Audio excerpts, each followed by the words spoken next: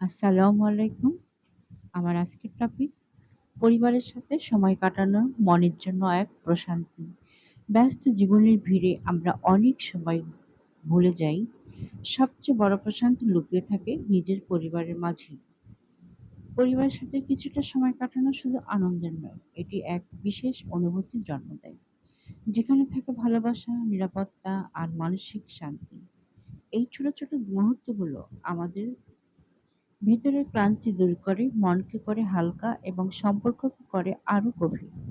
একসাথে বসে গল্প করা, হাসি ঠাট্টা কিংবা এক টেবিলে নাস্তার আয়োজন এসবই মানসিক সুস্থতার জন্য দারুণ কার্যকর।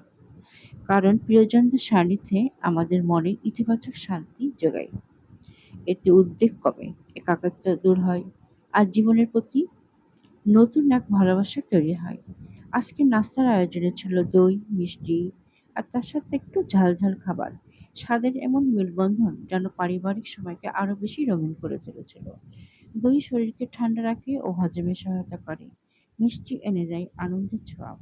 আর ঝাল খাবার যোগ করে প্রাণবন্ততা।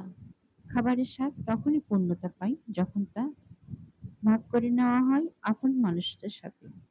পরিবারের সাথে কাটানোর সময় আমাদের মনে করিয়ে দেয় সুখ সবসময় বড় কিছুতে নয়, বরং ছোট ছোট মুহূর্তগুলোই লুকিয়ে থাকে। এই মানসিক প্রশান্তি সুস্থ জীবনের অন্যতম ভিত্তি।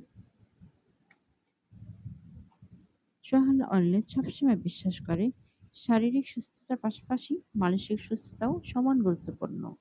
তাই নিজের যত্ন নিন, পরিবারের সাথে সময় কাটান আর ভালোবাসার বন্ধনে নিজেকে আরো শক্তিশালী করে তুলুন। সুস্থ মনই সুস্থ জীবনের প্রথম ধাপ। Bangladeshi blogger Sohana wireless. Thanks for watching.